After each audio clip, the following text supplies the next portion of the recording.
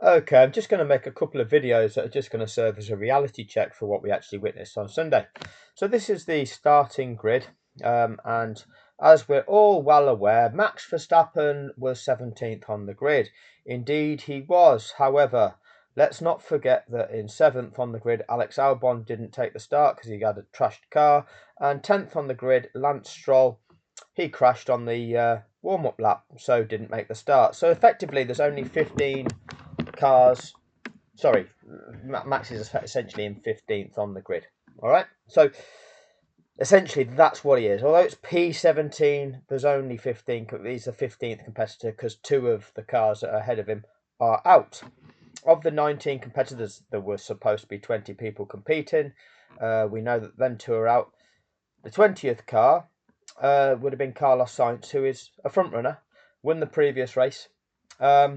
And he's had to start from the pit lane, so he'll emerge on track behind everybody. So he's not a contender that Max will have had to have overtaken. P1 on that grid, pole sitter, Max never had to overtake him. P2 on that grid, George Russell, Max never had to overtake him. P3 on that grid, Yuki Tsunoda, Max's B team, defends against the other drivers, waves Max through. That's a freebie overtake for Max. 4th on the grid, Esteban Ocon. Twice, Esteban Ocon pulled out leads on Max Verstappen. From being ahead of Max, he pulled out leads twice. In an Alpine car that has demonstrated over the course of the season it's a weak car. Esteban Ocon as a driver has never set anything alight. He's not really rated as one of the better drivers in the sport, and he pulled out a gap on Max Verstappen.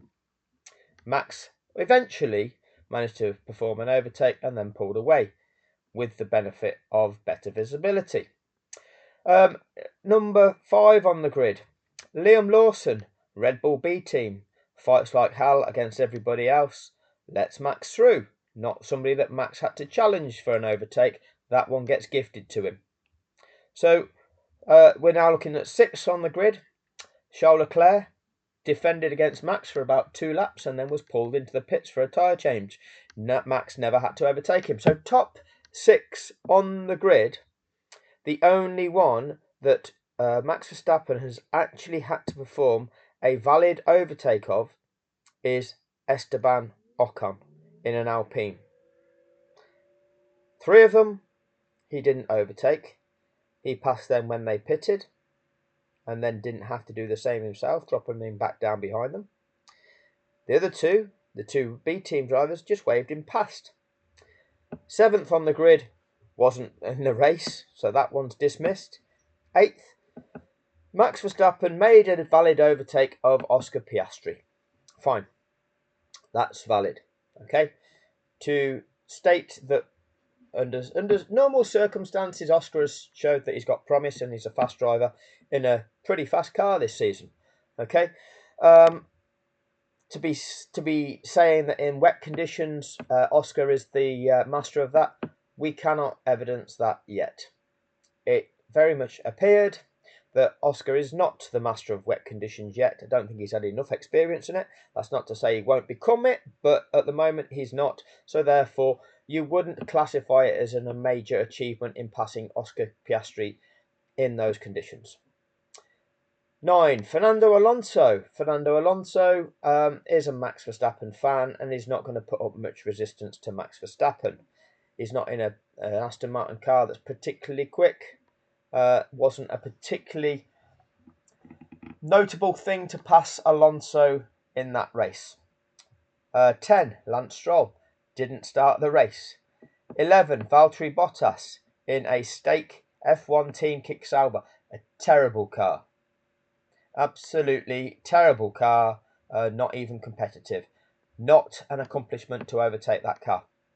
12th, Sergio Perez, Max's teammate, will happily wait. Well, it will be made to wave Max past. Not a notable overtake at all. Not an accomplishment to overtake Sergio Perez.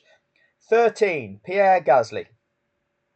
Pierre Gasly has gone from 13th in this race to 3rd in this race in an Alpine, an uncompetitive car. That is the achievement that we should be focusing on. The Red Bull car has demonstrated that it is a front-running car, has demonstrated that it's capable of winning races.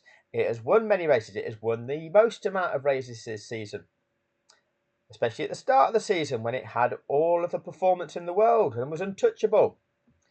That performance seemed to have gone away since the illegal devices that were claimed that Red Bull car has had were dismissed. We're told we've now invented new rules that rule out having these devices, and that Red Bull performance has dropped off. But that being said, Max still qualifies in the top 4 every race, so the car still has the performance. Max maybe can't sustain that performance over a race duration normally. What's going on there? So Pierre Gasly in a non-competitive Alpine car went from 13th on the grid to 3rd place in that race. That is a masterclass of driving in the wet in a car. Or is it that he benefited hugely by not pitting in the same way that everybody else did and got a free tyre change? So do we want to describe Gasly's accomplishment as a masterclass, or do we want to describe it as fortunate? Let me know what you think in the comments section. 14. Lewis Hamilton. Normally a master of driving in the wet. Proven over the course of his career, where he has demonstrated that time and time again, Lewis Hamilton is able to gain ground on those around him. Drivers who are considered to be world class throughout the eras that he's driven in. And Hamilton has been able to perform better than those in those conditions. Providing he's had a competitive car, Hamilton has performed well in wet conditions over the duration of his career, as a general rule. Evidently, the car that Mercedes are giving Lewis Hamilton is not a good car and is struggling for handling, evidenced by the fact that the car spun out of the race on the first or second lap in America, and even in Mexico, even with the aid of DRS in a car that's supposedly 2 iterations on from the car that's being used by his teammate, still struggled to pass George Russell's car in those conditions with the aid of DRS, demonstrating it's not a fast car. So either aerodynamically it is very draggy, or power plant wise it's not producing the power. Is the engine that they're giving Lewis Hamilton not as powerful as the one that's in George Russell's car? Who knows? And certainly when Hamilton is complaining, a master of his craft is complaining that this car does not handle, there is clearly a problem. So again, overtaking a driver that's driving a vehicle that is having those issues is not a major accomplishment. 15th on the grid, Oliver Bearman. So, what was it? His 3rd race in Formula 1. He's made a promising start, looks to have potential for the future. I will take you through I'm going to make these short videos, but in the next video I'm going to take you through his start. He just didn't get off the line. Now, this can happen in wet conditions. You're probably a little bit tentative to not want to wheel spin off the line, not put too much gas in, and so that actually your back end spins out and kicks out on you off the line, creating an incident. So rightfully he was tentative, and it's better to be that way. It's better to drive with that margin of safety if you're not confident in the handling of your car. So not a notable overtake, not a major accomplishment. 16th on the grid, likewise, Franco Colapinto has had a promising start to his F1 career, but this is what his 4th race, perhaps somewhere in that region. Not very many races, has shown promise, but again, doesn't have a lot of experience as a Formula 1 racer, doesn't have a lot of experience of driving a Formula 1 car in wet conditions. So again, not a major accomplishment in passing a driver in that circumstance. Then we have Max Verstappen, 18th, Nico Hülkenberg, behind Max Zhou Guanyu. So, what is the greatness in Max's accomplishment? We can go through each of the cars ahead of Max. Passing Oliver Bearman off the start wasn't a magnificent accomplishment. I'm going to go take you through a video actually. Passing Franco Colapinto. Franco Colapinto got boxed in and perhaps could have carried more speed around turn 2, but was restricted by the fact that Max was on his outside and the car in front of him was driving slower than him. Maybe a bit of naivety on Colapinto's side in getting himself boxed in. Maybe just that's the side of the track that he was on, and that's the side of the track he had to stay because he'd got a car on his outside and he had to afford that car track room. Hence, circumstances meant he was boxed in. But ultimately, it wasn't a difficult overtake to perform. He didn't get past Lewis Hamilton at the start. Lewis Hamilton made a decent start when the actual performance characteristics of that vehicle are not that important. When it actually came to driver skill of picking your way through things, Lewis Hamilton almost did the same as what Max Verstappen accomplished in a much weaker car. I'm going to do a video, and what that video is going to be is going through the F1 Twitter account, going through some of the things that they've put out on Twitter, and some of those are video footages, so we're going to go through that.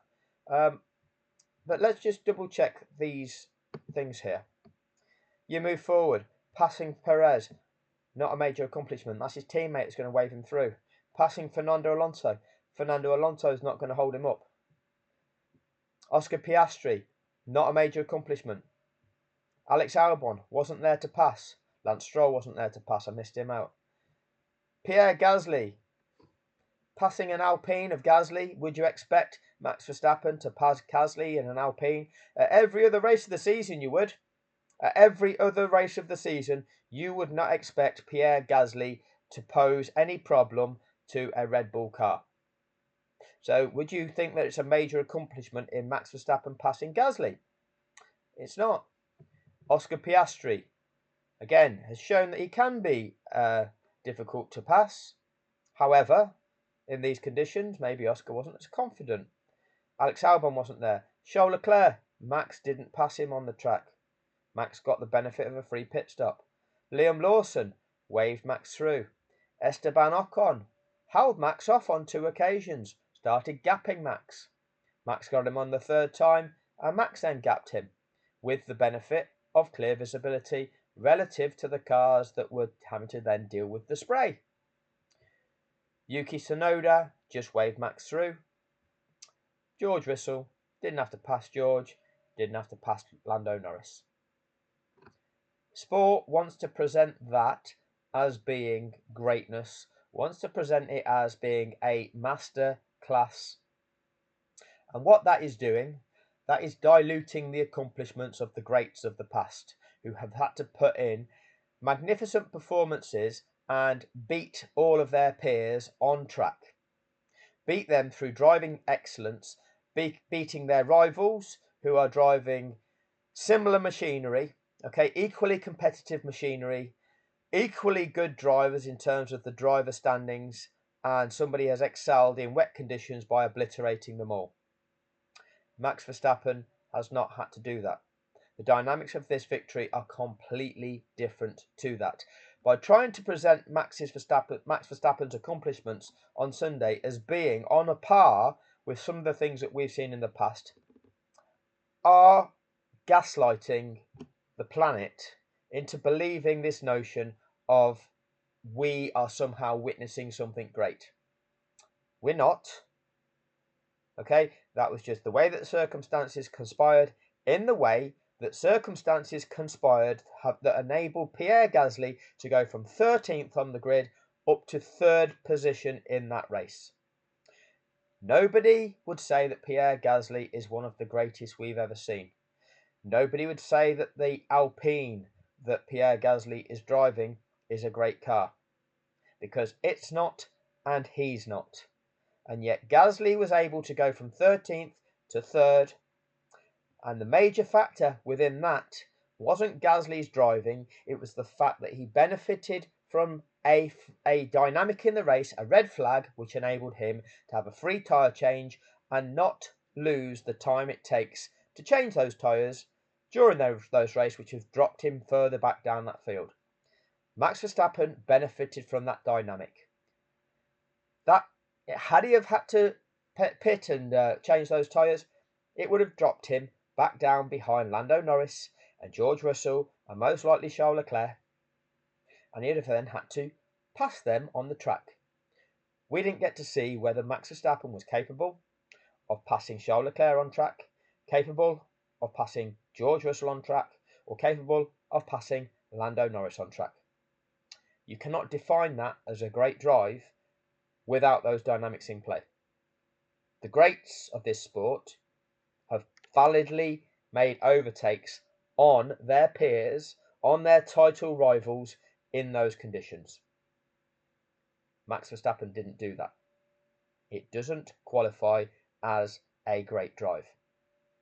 I'm not here to argue. I'm not here to debate. That is the situation. Okay?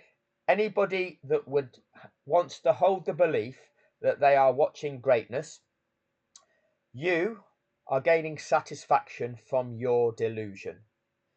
Your lack of appreciation for what truly constitutes greatness, the kind of accomplishments we have seen in this sport in the history of time, this is not a match for those. Of course, he might be your favourite, and therefore you would like to believe that he has displayed the same level of skill and the same level of accomplishment of some of those great things that we've seen in the past. Due to what I've just explained, this isn't that. The sport is trying to project that that's what it is. That's not what it is. But those people that can have an ability to reason, an ability to understand the dynamics, to accept the reality of the dynamics, will accept that. The fanboy, the fanatic, the obsessed one that has been mind conditioned, fed information for them to believe it to be a certain way, will want to hold on to the belief that they are watching greatness. That race was not a demonstration of greatness. That race was a matter of circumstance. Just in the same way that it wasn't a display of greatness from Pierre Gasly in that Alpine car, it was a matter of circumstance. Thank you for your time.